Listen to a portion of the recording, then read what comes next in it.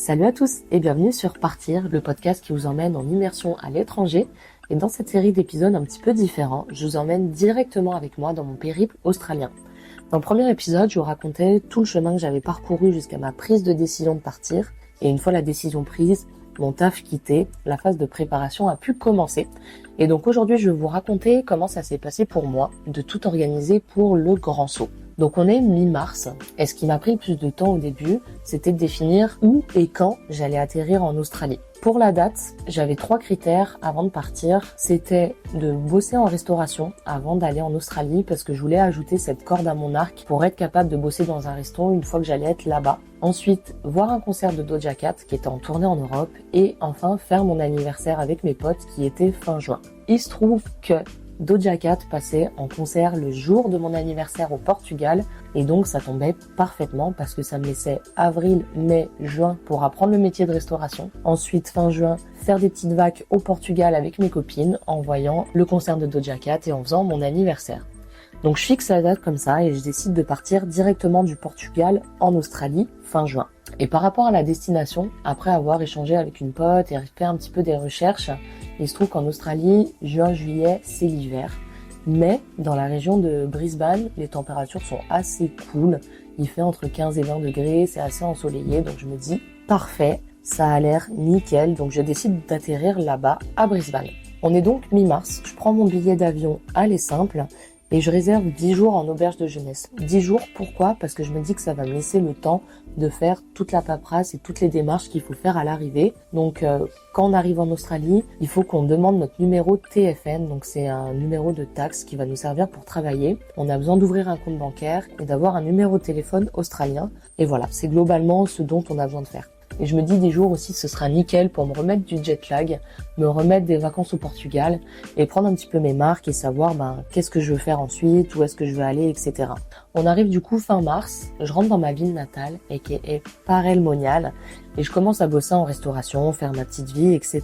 Et finalement, j'ai rien fait de plus que ça parce que je me disais je verrai là-bas, je verrai sur place et pour moi il y avait rien de plus à faire, rien de plus à préparer et j'étais assez détente, assez confiante sur comment ça allait se passer là-bas. Et en fait, je pense que la phase de préparation, c'est peut-être plus une phase de préparation mentale que de préparation technique parce qu'on doit se préparer à dire au revoir, laisser notre confort, abandonner nos repères pour quelque chose d'inconnu. On part vraiment pour quelque chose de nouveau et ça peut faire un peu peur parce qu'on sait pas trop comment ça va se passer. Moi, ce qui m'a aidé en tout cas à ce que ça se passe bien, ces 3 mois, c'est vraiment d'être revenue dans ma ville natale et d'avoir bossé, d'être restée active. En fait, j'avais pas le temps d'y penser. J'étais dans mon petit quotidien, j'étais bien, je bossais et je me posais pas trop de questions. Et aussi parce que l'Australie, ça paraissait super loin et vraiment mon cerveau n'arrivait pas à concevoir comment ça allait se passer sur place. Étant donné que je connais pas du tout l'Australie, comment ça se passe sur place, j'avais aucune idée et j'arrivais pas à imaginer comment ça allait être. Donc je pense que mon cerveau a mis le voyage de côté, dans un coin de ma tête, et vraiment je faisais ma life, les semaines passent et je fais rien de plus au final par rapport à ce voyage.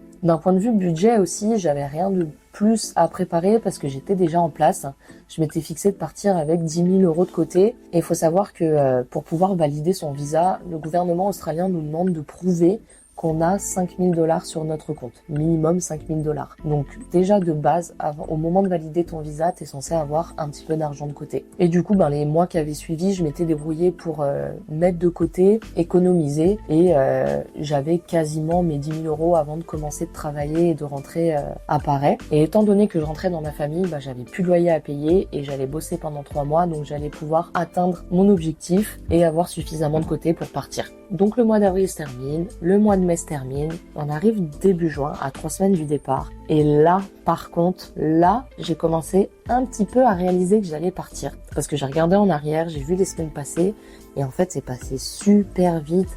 Et je me disais, non mais là, 3 semaines, je pars vraiment, c'est hyper proche quoi. Là, ça y est, je pars en fait. Et je commençais à vraiment avoir hâte, mais stressée un petit peu en même temps. Ensuite, à 2 semaines du départ, je me suis penchée sur mon sac à dos. Et là, mon petit 1, ça rend concret un petit peu le truc et je commence à vraiment réaliser que je vais partir. Et petit 2, le sac à dos, assez casse-tête. J'avais acheté des compartiments à sac, donc c'est des petites pochettes pour pouvoir séparer nos habits dans le sac à dos. Je mets tous mes habits dedans, je mets dans mon sac à dos et là, mon sac à dos ne ferme pas du tout.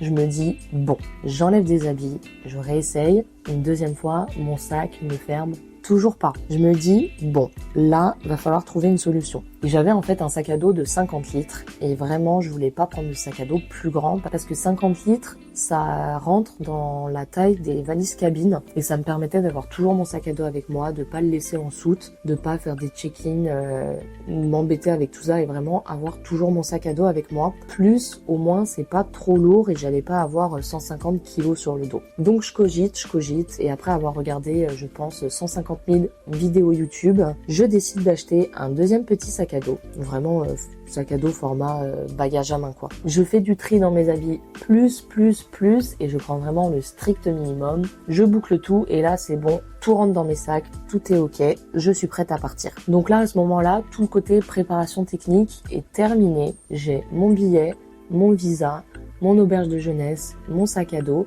J'ai aussi pris une assurance internationale pour pouvoir être assurée au cas où il se passe quoi que ce soit là-bas. Et ensuite, il y avait plus qu'à. Et donc, les 2 dernières semaines, ça a vraiment été un mélange d'émotions un peu bizarre. Parce que comme je disais un peu plus tôt, c'est le côté un peu préparation mentale parce qu'on va quitter son confort, on va quitter là où on est bien pour quelque chose qu'on connaît pas. Et en fait, j'avais en même temps des petits pics de stress par moment et des autres moments où je réalisais pas que je partais en fait et j'étais hyper détendue, hyper calme, tout se passait bien. Et je ressens un petit peu de nostalgie, de mélancolie, de quitter ce petit cocon familial dans lequel j'ai été pendant 3 mois. Le petit confort, les gens sympas, etc.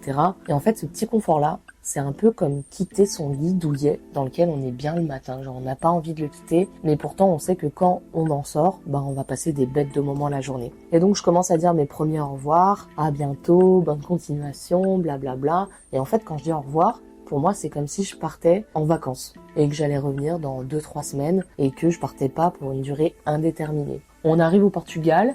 Pareil, je fais la teuf avec mes potes, on visite, etc., etc. Je leur dis au revoir. Et je leur dis au revoir, mais pareil, quoi, comme si j'allais revenir dans 2-3 semaines et pas, ça se trouve, dans 2-3 ans, quoi. Donc c'était vraiment bizarre. Il y avait un côté de stress, un côté de non, c'est normal, et un côté de tranquille, tout se passe bien, RAS, quoi. Et il y a vraiment que au moment où je suis arrivée devant l'avion qui était à destination de Brisbane que là, j'ai réalisé et je me suis dit, ça y est, j'y suis, l'Australie, me voilà. Donc voilà, conclusion, je pense qu'il faut pas se monter la tête et se prendre la tête sur préparer 150 000 trucs à l'avance. Mon mantra, c'était un petit peu, à chaque problème, sa solution. En mode, s'il y a quoi que ce soit là-bas, que j'ai besoin d'un truc ou quoi, je verrai sur place. Et je pars pas au milieu de rien, je pars en plus dans une grande ville. Donc je trouverai toujours de quoi me débrouiller. Je pense qu'il faut peut-être un petit peu checker les régulations sur ce qu'on peut emmener dans son sac ou pas. Par exemple, en Australie, on n'a pas le droit d'amener de la nourriture. Et sinon, voilà, billet d'avion, visa, tout le tralala, et puis c'est parti, quoi. Et après, pour ce qui est gestion des émotions, je pense que c'est bien de rester actif pour pas ruminer sur X ou Y trucs qui pourraient potentiellement se passer. En tout cas, si vous avez des questions sur qu'est-ce que j'ai mis dans mon sac à dos ou d'autres choses par rapport à l'Australie, vous pouvez me retrouver sur Instagram sur Partir Podcast. Et dans le prochain épisode, je vous raconterai comment ça s'est passé les premiers jours sur place, l'arrivée en auberge, la découverte du pays, l'adaptation, etc. pour vous donner un petit peu mon point de vue sur la situation. À bientôt!